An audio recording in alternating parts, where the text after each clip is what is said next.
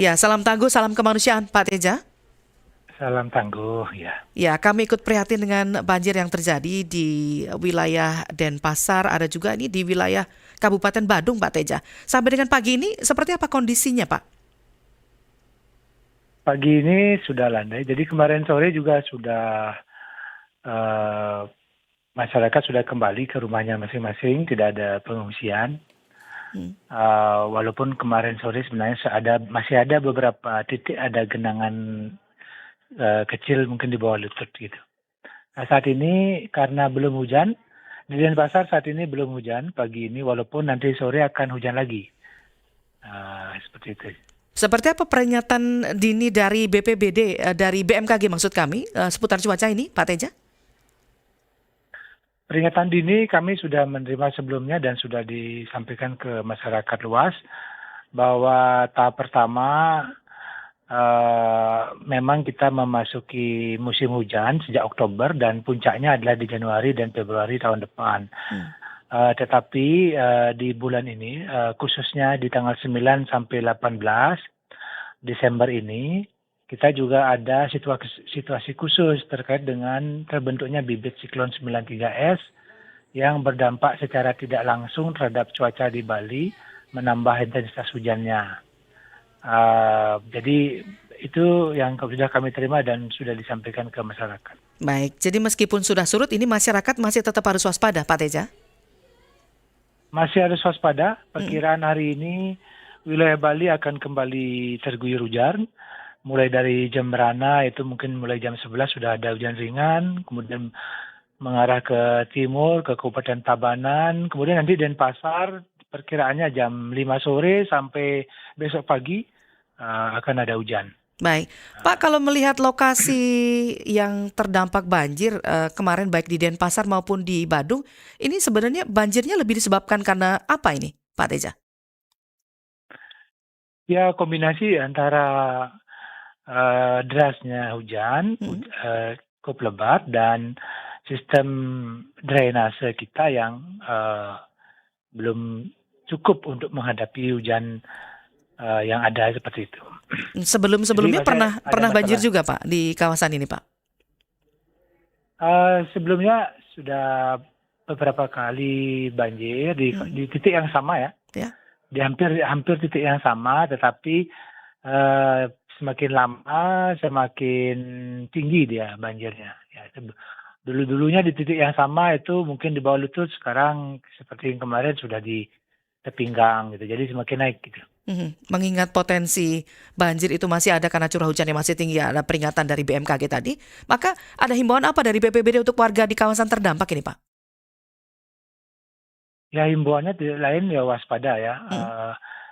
Di mana titik banjir, saya kira banjir dari bulan September sampai dengan minggu kemarin, itu berarti titik-titik lemahnya, titik rendahnya, kemudian titik tidak lancarnya drainase, itu sudah diketahui masyarakat dan sudah dialami gitu ya.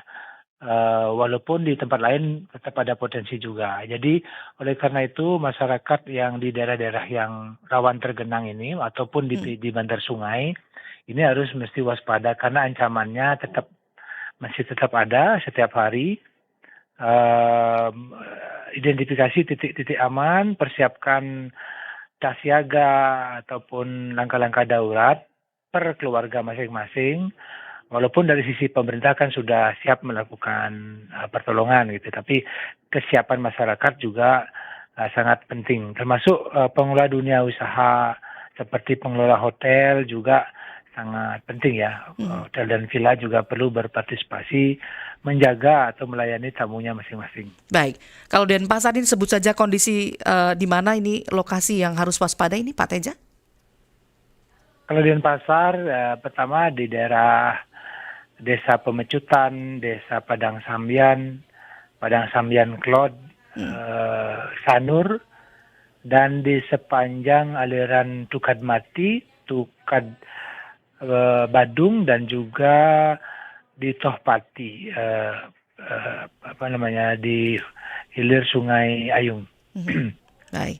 Ini saudara-saudara kita di Badung juga harus waspada ya karena masih ada potensi hujan, Pak Teja. Kalau di Badung itu di desa Kerobokan Klod, kemudian Seminyak, Tibu Beneng, Kerobokan Kajo juga Legian. Itu juga perlu diwaspadai. Oke. Himbauan untuk warga, bentuk waspadanya apa ini? Karena kan ini sudah surut sebenarnya banjir yang kemarin ya, tapi masih ada potensi berikutnya. Ya, ada potensi. Saya sampaikan tadi, hari ini juga kita berpotensi hujan. Oleh karena itu, setiap saat mohon menjadi perhatian, ikuti perkembangan informasi cuaca. Karena per desa, kalau masyarakat daerah kan bisa akses melalui aplikasi BMKG, Ya. itu kan sudah setiap desa sudah ada warning jam berapa akan hujan. Itu perlu. Kemudian siapkan langkah-langkah darurat, mau di sekitar terdekat di mana daerah aman, termasuk mengamankan barang-barang penting, dokumen-dokumen penting, surat-surat berharga juga diamankan. Ya.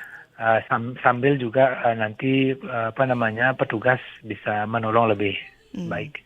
Ada early warning system Pak, ketika misalnya air sudah mulai naik, ada sirine atau bahkan mungkin kode-kode tertentu Pak Teja? Early warning kalau berupa alarm belum, tapi saya kira informasi di media sudah cukup dari berbagai aplikasi tadi. BPBD juga setiap saat di media menyampaikan peringatan. Baik. Ini pagi ini warga sudah bersih-bersih lagi atau gimana Pak? Karena kan masih tetap harus waspada banjir lagi nih Pak. Ya, dari kemarin mereka sebenarnya hujannya kan sudah selesai kemarin pagi itu. Nah, jadi siang sampai sore mereka sudah bersih-bersih juga di beberapa tempat dibantu petugas dan juga penyedotan. Sampai pagi ini ada beberapa titik masih mereka bersih-bersih. Tapi sekali lagi hari ini juga berpotensi hujan di sore hari untuk Denpasar. Ya. Untuk selain Denpasar ini malah lebih dulu hujannya. Seperti itu. Ya, baik. Tapi kami tetap doa semoga kondisi tetap aman meskipun hujan. Jadi genangan air itu bisa pergi dengan sendirinya atau ini harus disedot ini Pak di titik-titik tadi Pak? Beberapa titik harus dibantu dengan sedot untuk mempercepat. Tetapi yang lain sebenarnya bisa mengalir cuman tidak maksimal sehingga terjadi genangan dulu. Baik.